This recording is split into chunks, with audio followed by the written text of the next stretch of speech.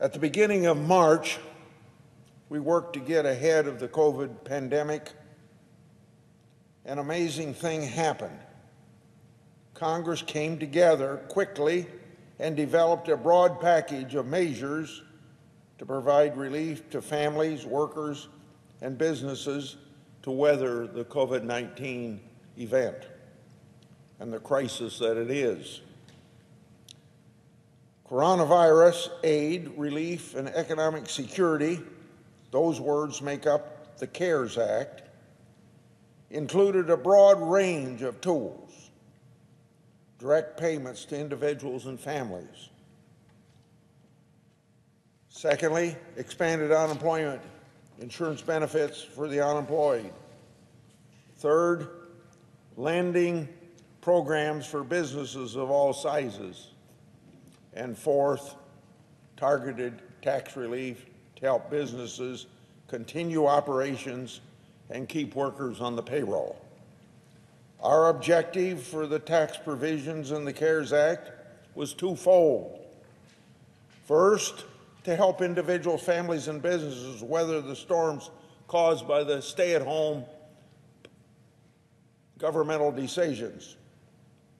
And secondly, lay as much of a foundation as possible for restarting the economy once businesses could start to reopen and Americans could get back to work.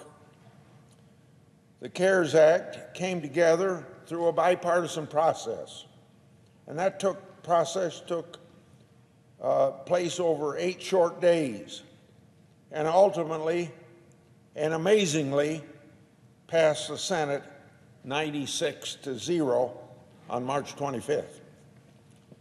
The House passed it by voice vote 2 days later, and President Trump signed it into law that same day.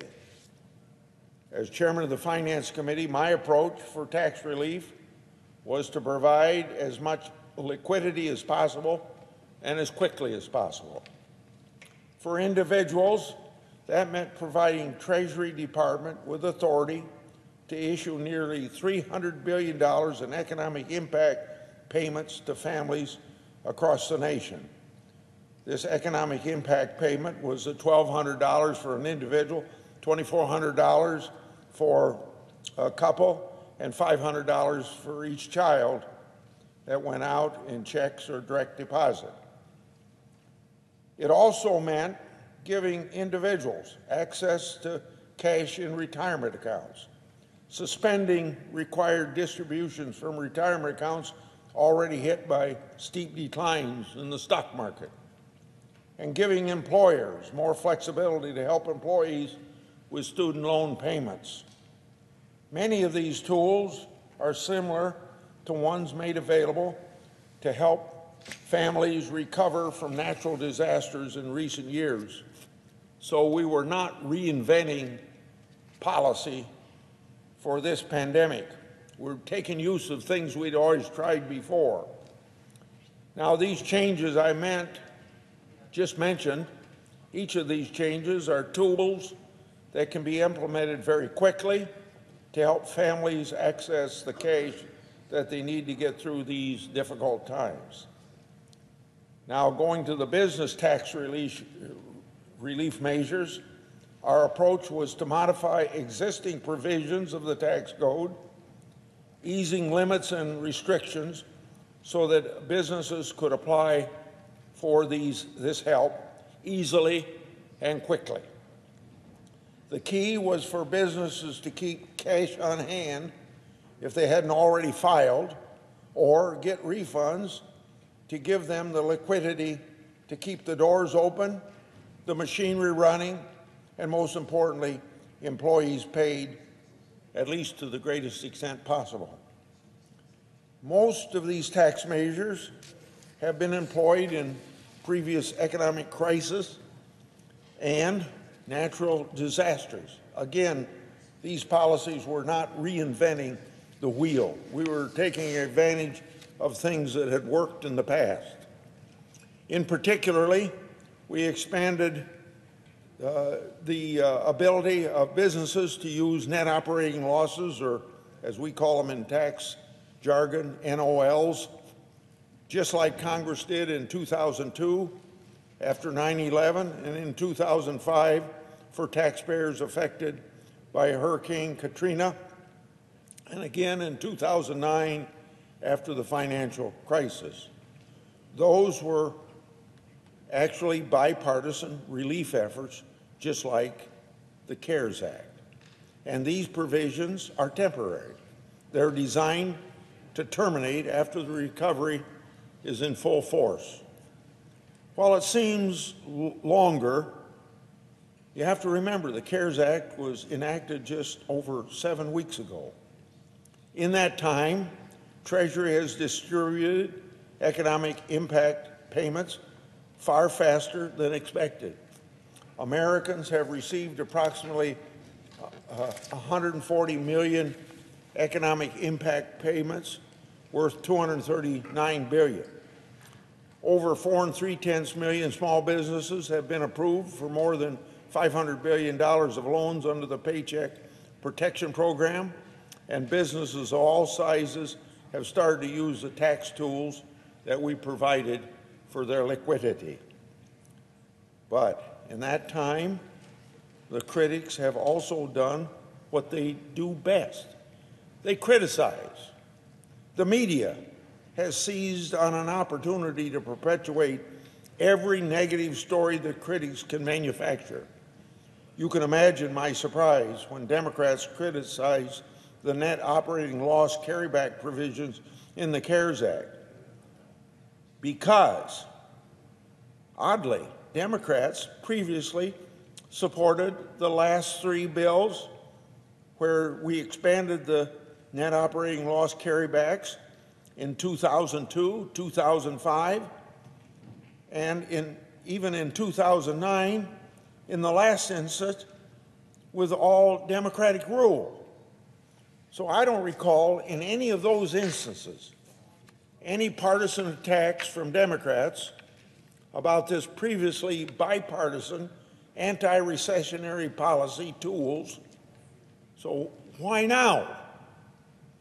Sadly, that irresponsibility has led our Democratic colleagues in the House to pass legislation that would take back important tax tools that we have provided in the CARES Act to the tune of $254 billion, and that's a tax increase on the American businesses, and more taxes, less employers, or less employees. It's hard to understand how the House Democrats think that this policy makes any sense, imposing tax increases when you have a downturn, imposing $250 billion retroactive tax increase on businesses in need of cash to restart their operations as states begin to lift shutdown orders is a recipe for further disaster as opposed to the disaster we're already in. It makes one think that House Democrats don't want an economic recovery, at least until they can defeat President Trump. Imposing such a tax increase when the country is facing unemployment levels not seen since the Great Depression fails the common sense test. It's even more disturbing to the extent that the House Democrats' proposal targets small businesses and other pass-through entities. Aren't these losses just as real as larger corporations, and their need for liquidity possibly even greater? According to the Tax Foundation, more than 90% of American businesses in recent years operate as pass-through entities. Pass-through businesses include some of those hardest hit by this pandemic we're in: farmers, restaurants, manufacturers, retailers, healthcare providers. And they employ over half of America's workers. And yet the Democrats want to take them on. It's critical that these businesses also survive this pandemic to ensure that Americans have jobs to return to as it becomes safe to go back to work. I've heard some critics even suggest that allowing small businesses and pass-throughs to use their net operating losses is kind of a tax gimmick or loophole. Apparently, they don't understand that these are real economic losses that businesses incur because there isn't enough income to cover payroll, rent, utilities, and other fixed expenses. Now, the whole goal of the CARE Act is to help businesses tap cash paid as taxes in prior years when times were very good so that they can survive through this current crisis. When we drafted this CARES Act, we didn't pick winners and losers, and government shouldn't pick winners and losers. The tools generally apply to all types and sizes of businesses, from farmers and sole proprietorships to partnerships, to LLCs and S corporations, to the large corporations. And they apply across all industries, since nearly every sector is bearing the burden of stay-at-home and shut-down orders across our entire nation. Most importantly, we didn't try to decide which jobs were more worthy of saving than other types of jobs. Our goal was to help preserve as many jobs as possible, regardless of whatever business they were in. Those objectives were the right ones. This partisan tax increase also flies in the face of anti-recessionary fiscal policy 101. Would you find me a credible economist who says that we should raise taxes in a normal recession? It's just common sense not to. In normal business cycles, downturn tax increases hurt rather than help recovery. Why double down now, as the House is doing in the greatest and sharpest economic contraction in modern history? The House Democrats have reverted to partisan politics, as usual, in the middle of the worst pandemic in more than 100 years and the worst economic crisis in nearly that long.